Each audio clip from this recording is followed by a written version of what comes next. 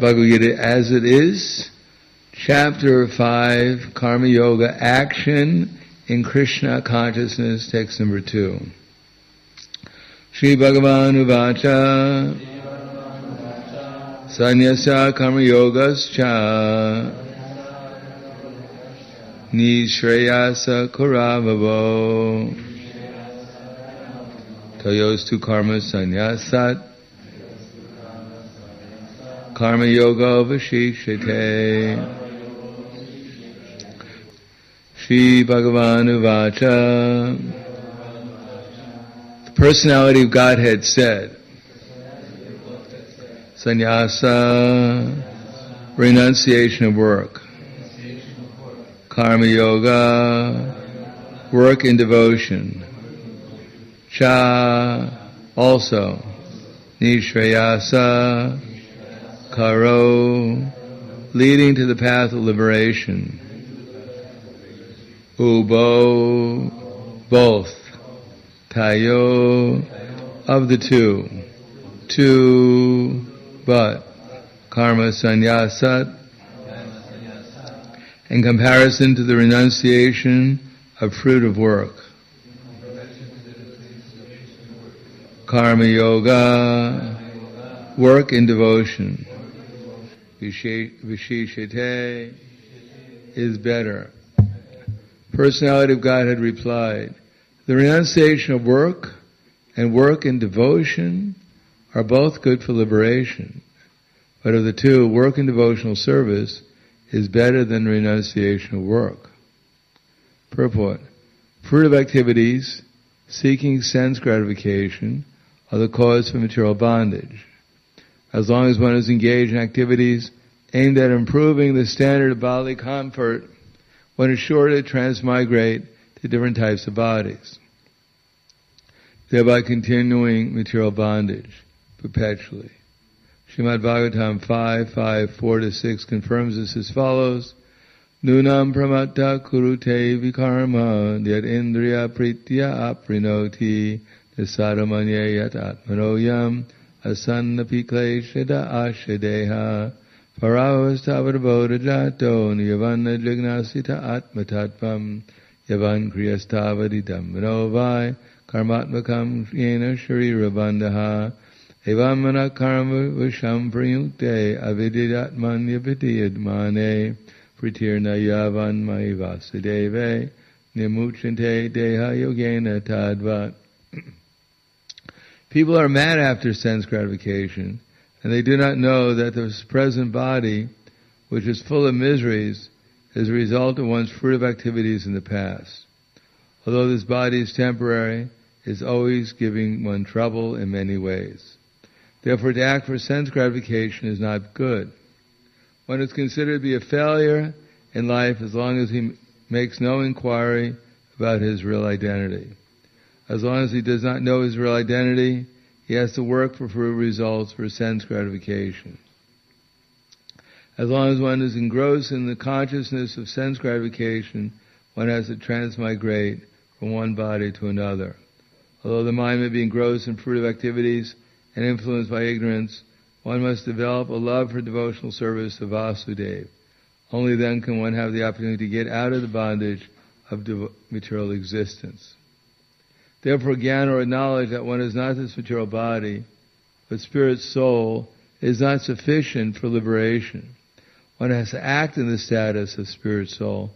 Otherwise, there is no escape from material bondage. Action in Krishna consciousness is not, however, action on the fruitive platform. Activities performed in full knowledge strengthen one's advancement in real knowledge. Without Krishna consciousness, mere renunciation of fruitive activities does not actually purify the heart of a conditioned soul. As long as the heart is not purified, one has to work on the fruitive platform. But action in Krishna consciousness automatically helps one escape the result of fruitive action, so that one need not descend to the material platform. Therefore, action in Krishna consciousness is always superior to renunciation, which always entails a risk of falling. Renunciation without Krishna consciousness is incomplete, as confirmed by Srila Rupa Goswami in his Bhakti Rasamrita Sindhu 1.258. Prapanchi kataya buddhya hari sambandhi vastuna mokshubi prityago vairagyam palgo katyate. When a person eager to achieve liberation renounces things related to the Supreme Personality of Godhead, thinking them to be material, their renunciation is called incomplete. Renunciation is complete when it is in the knowledge that everything in existence belongs to the Lord and that no one should claim proprietorship over anything. One should understand that factually nothing belongs to anyone. Then where is the question of renunciation? One who knows that everything is Krishna's property is always situated in renunciation. Since everything belongs to Krishna, everything should be employed in the service of Krishna. This perfect form of action in Krishna consciousness is far better than any amount of artificial renunciation by a sannyasi of the Mayavadi school. śrī-bhagavān uvāca sannyāsaḥ karma-yogaś niḥśreyasa-karāv toyostu karma-sannyāsāt karma-yogo viśiṣyate.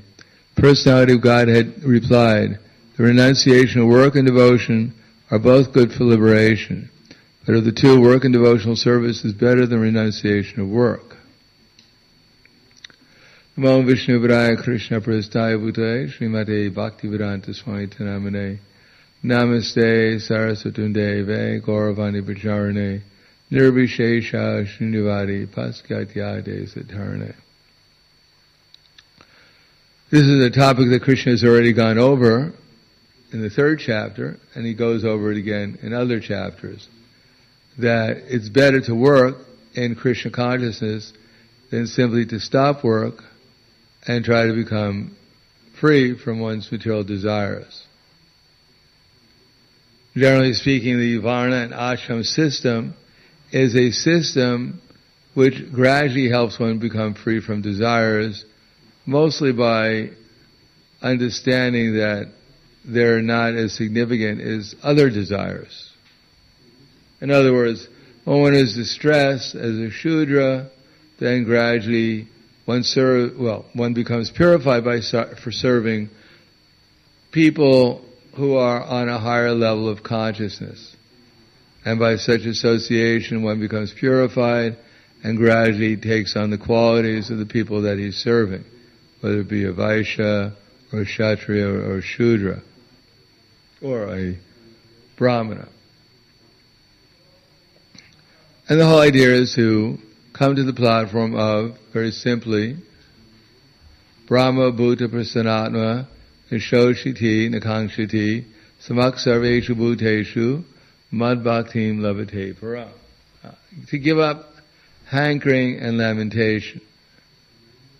Now, ordinarily that's not possible because, anyone, as it says here, anyone who identifies himself with their gross or their subtle material body, they have to hanker or lament because it's built into the body.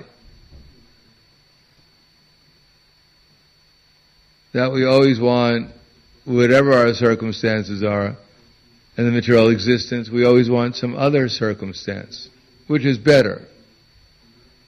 If we're in a comfortable situation, we want even a more comfortable situation. If we're suffering, then we want to get out of the suffering. But material existence means to go from one state of existence to the other, and that's arranged by our desires. Our consciousness is aware of different desires that are flowing through our mind, and we can choose which desire we want to become attached to. Now, if there's a spiritual desire, we can also become attached to that idea. But if there's a material idea, we can also become attached to that idea. And according to our attachment, what we choose, then we get a certain experience. Now, if the experience is superior, which spiritual ideas are supposed to give us, then we have to do something not just think, of course, on a higher level, one can simply think about Krishna's pastimes, and that in itself is pure devotional service. Shravanam. And that is our goal, is to come to the platform where we're actually in the spiritual world with Krishna, remembering his name, form, quality, and pastimes, which are all non-different from him. To actually associate with Krishna, that's called Krishna consciousness. But as long as one has attraction to the material world, then one also has to act in the capacity of a spiritual soul. And that's the whole business of the Hare Krishna movement, is to teach people how to act in the capacity of a soul.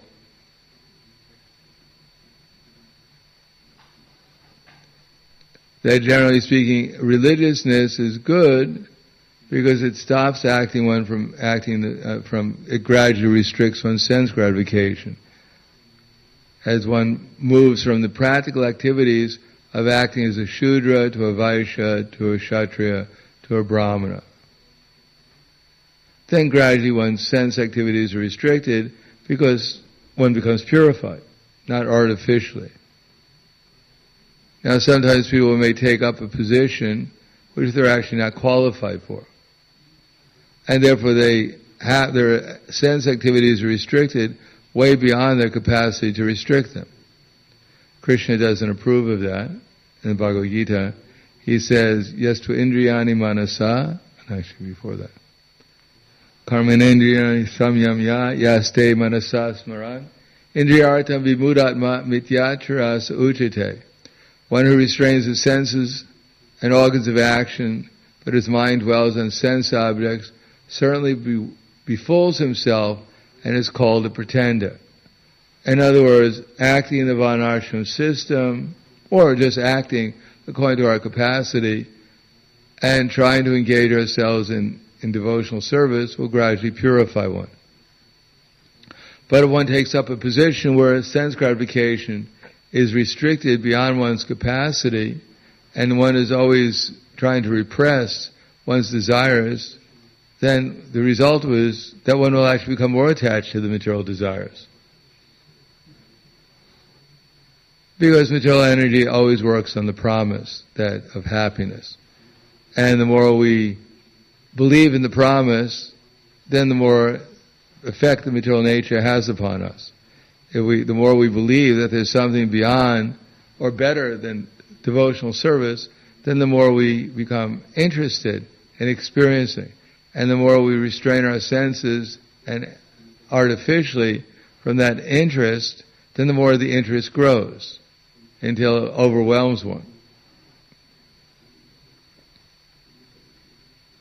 Instead of thinking about Krishna, one is always thinking about renouncing his desires, how difficult it is, or how he doesn't really want to do it, and that, etc., etc. So one is completely absorbed in the feelings that he's trying to avoid. On the other hand, if one is actually properly situated in the Varna and Ashram system, then one very gradually, one gets the amount of sense gratification necessary to satisfy one, and at the same time, one gradually develops a higher taste, so that one's sense gratification diminishes gradually. But we don't have time in Kali Yuga, because we're only going to be here for a very short period of time. And Kali Yuga is such as that anyone who tries to follow the Varnashram system, they can't even remember what the duties are, what to speak of following them. Therefore, in this age, the Krishna consciousness is introduced through the process of chanting Hare Krishna, and along with the chanting Hare Krishna, some aspects of the Varnashram ashram system are introduced so that we have some restriction in our sense gratification, especially eating, sleeping, mating, and defending. These things are supposed to be gradually restricted according to one's capacity to actually do them. But at the same time, one should chant Hare Krishna so that by such association with Krishna, then one can actually experience the ecstasy of being in Krishna consciousness, which will diminish material desires. But at the same time, it is a very slow process to try to restrict sense gratification according to the duties of varnashram and just chant Hare Krishna. Therefore, better than that is to act as the middle class devotee, madhyama adhikari, and try to engage oneself in devotional service. Pure devotional service. And pure devotional service is simply based upon love, devotion. So that devotion means niḥśreyasa dineshu, balisheshu dvisasucha, prema maitri kripopeka, yet karoti samadhimaha.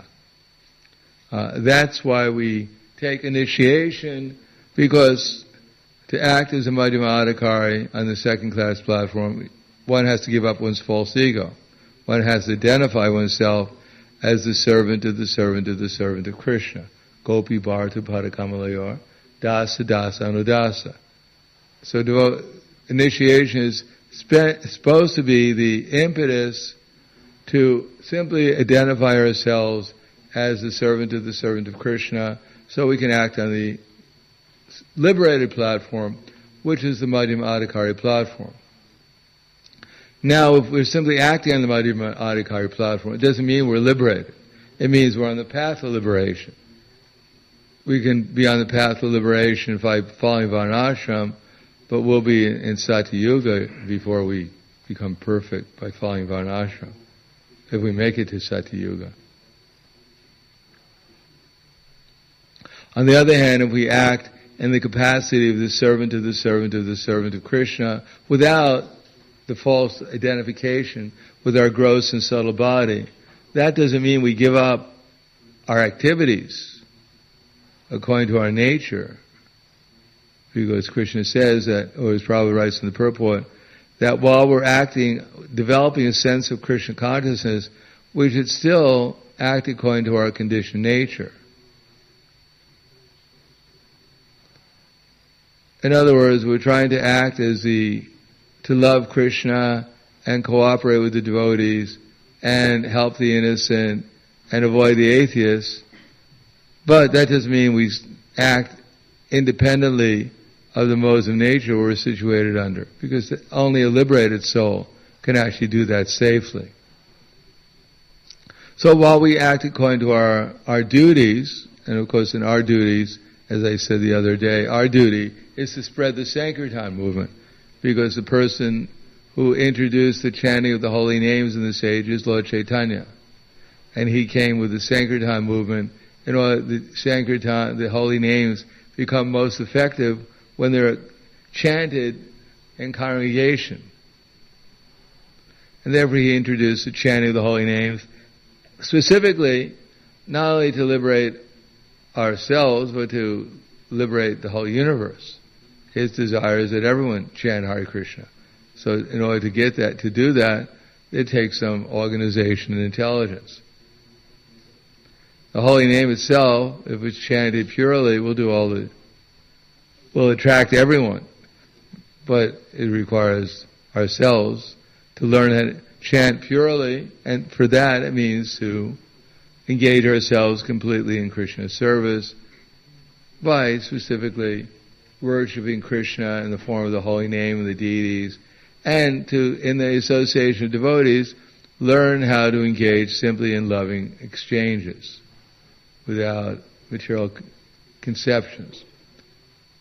And then to go out and give the happy information to the conditioned souls that in spite of all the difficulties in Kali Yuga that you may have to face, still you can become purified and be happy under any circumstance by becoming conscious of Krishna and doing the best you can to engage yourself in Krishna's service while you're facing the ups and downs of material existence. And then gradually the influence of the whatever materialistic association we and others have had will gradually diminish. Prabhupada said if you light a match in the dark room, then the darkness can't put the match out. So the ecstasy, the happiness that everyone's looking for is found in the chanting of the holy names and hearing about Krishna. And worshipping Krishna, serving Krishna's mission. This is where all the happiness actually comes from. And when we realize it, when others realize it, then the result is that the influence of material nature gradually ceases, and we can experience what the scriptures are telling us. We can actually see everyone and everything as they're related eternally to Krishna. We can see Krishna as the complete controller of both the material and the spiritual natures. We can experience Krishna as the all-attractive personality. Everything that it says in the scriptures will gradually be revealed to us.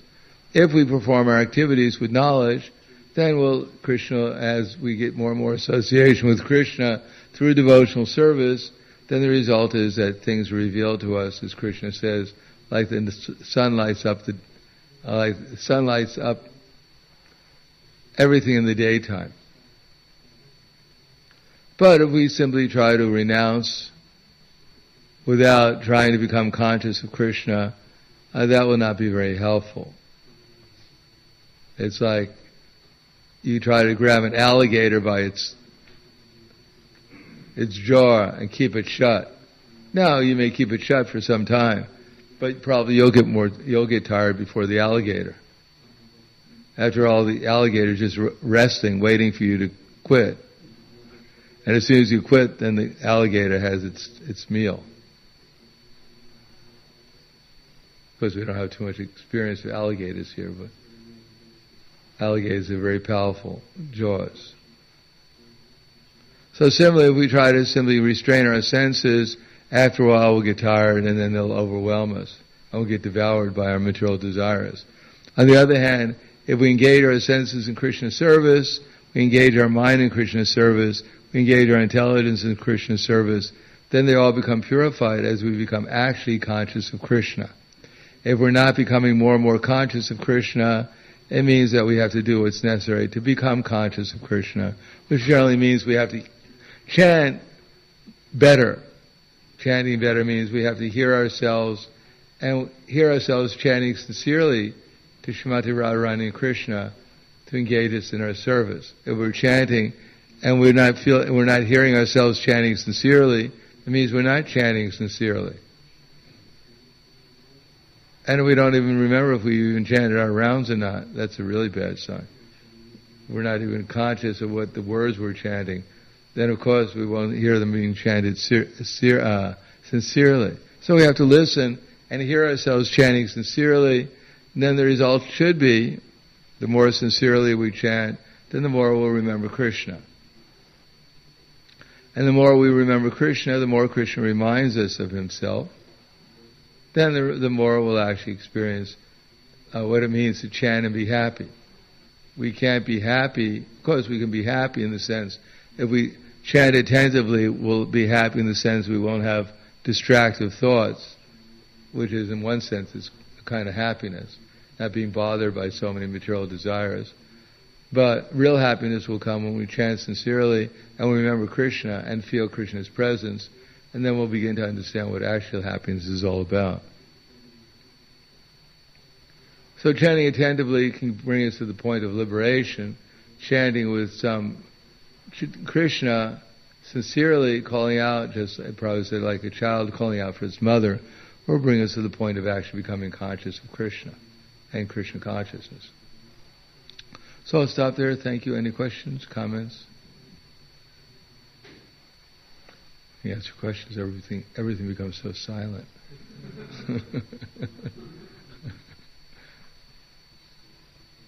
Okay, we'll stop there. Thank you very much. Grantharaj Srimad Bhagavad-gītā ki jai.